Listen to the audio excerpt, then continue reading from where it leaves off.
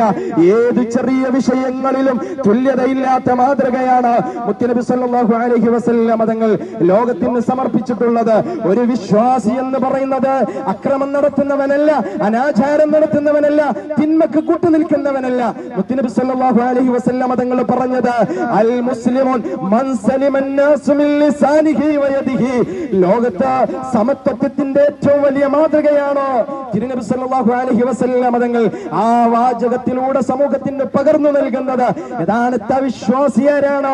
അവനിൽ നിന്ന് ലോകത്തുള്ള മുഴുവൻ മനുഷ്യരും, അവർ മുസ്ലിങ്ങളല്ല, ഹൈന്ദവരല്ല, ക്രൈസ്തവരല്ല, സ്വന്തം അനുയായികളല്ല, ഏതു മതക്കാരനാണെങ്കിലും ആ മതക്കാരൻ ഈ വിശ്വാസിയിൽ നിന്ന് നിർഭനായി ജീവിക്കാൻ കഴിയുന്നുണ്ടോ, എന്നാലേ ഇയാൾക്കൊരു യഥാർത്ഥ വിശ്വാസിയാകാൻ കഴിയൂ എന്ന് എന്റെ പ്രിയപ്പെട്ട സഹോദരങ്ങളെ നബി സല്ലല്ലാഹു അലൈഹി വസല്ലം തങ്ങൾ പഠിപ്പിക്കുകയാണ്.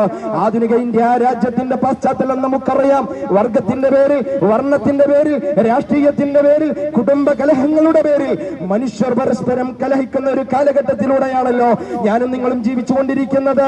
അവിടെയാണ് മുത്തുനബി സല്ലല്ലാഹു അലൈഹി വസല്ലം തങ്ങളുടെ തുല്യതയില്ലാത്ത മാതൃകകൾ നാം പഠിക്കേണ്ടത്, നാം അറിയേണ്ടത്. ആ തിരുസവിധത്തിലേക്ക് നമ്മൾ നീങ്ങണം, അത് പഠിക്കാനുള്ള ശ്രമം നടത്തണം. ഒരു കൊച്ചുകുട്ടിയാണെങ്കിൽ പോലും ആ കുട്ടിയുടെ വിഷയത്തിൽ ഇടപെടാൻ ഏറ്റവും വലിയ ഒരു നേതാവ് കാണിക്കുന്ന മാതൃക എത്രയാണ് ആലോചിച്ചു നോക്കൂ. നിങ്ങള് ഒരു വഴിയിലൂടെ നടന്നു പോകുമ്പോഴതാ ഒരു ചെറിയ അടിമക്കുട്ടി നിന്നുകൊണ്ട് കരയുകയാണ്. ആ വലിയ നേതാവ് കടന്നു ചെല്ലുന്നു. തിരുനബി സല്ലല്ലാഹു അലൈഹി വസല്ലം തങ്ങൾ ആ പൊന്നുമോളോട് ചോദിക്കുന്ന, മോളെ എന്തിനാ കരയുന്നത്?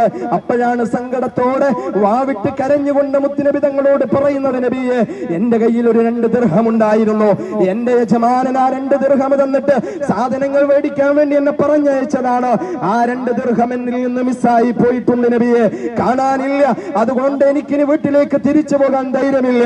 ഉടനെ തന്റെ കയ്യിൽ നിന്ന് എടുത്തിട്ട് 2 ദിർഹം ആ പൊന്നുമോളുടെ കയ്യിലേക്ക് കൊടുക്കുകയാണ്. അവിടെയും കരച്ചിലടങ്ങുന്നില്ല. വീണ്ടും നബി സല്ലല്ലാഹു അലൈഹി വസല്ലം തങ്ങൾ ചോദിച്ചു, എന്തേ മോളെ ആവശ്യം?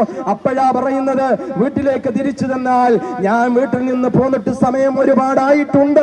ഞാൻ ഇനി തിരിച്ചു ചെല്ലുമ്പോ വൈകിയതിന്റെ പേരിൽ എന്നെ അടിക്കാൻ സാധ്യതയുണ്ട് നബിയെ. തങ്ങളതാ കുട്ടിയുടെ കയ്യും പിടിച്ചിട്ട് യജമാനന്റെ വീട്ടിലേക്ക് കടന്നു ചെല്ലുകയാണ്.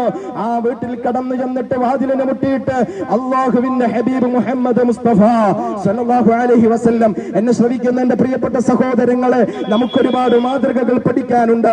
നബി സല്ലല്ലാഹു അലൈഹി വസല്ലം തങ്ങൾ ആ വാതിലിനെ മുട്ടിട്ട് വീട്ടുകാരനെ വിളിച്ചിട്ട് പറയാണ്, ഈ പൊന്നുമോൾ നിങ്ങളെ വീട്ടിലെ അടിമക്കുട്ടിയല്ലേ? അതെയാണോ? അവൾ സാധനം വാങ്ങിക്കാൻ പോയതാണല്ലോ, കയ്യിലുള്ള കാശ് നഷ്ടപ്പെട്ടു പോയിട്ടുണ്ട്, പകരം ഞാൻ കൊടുത്തിട്ടുണ്ട്. പക്ഷേ എന്നാലും വീട്ടിലേക്ക് വൈകിയാൽ നിങ്ങൾ ആ പൊന്നുമോളെ തല്ലുമെന്ന പേടിയുള്ളത് കൊണ്ടാണ് ഞാൻ കൂടെ വന്നത്.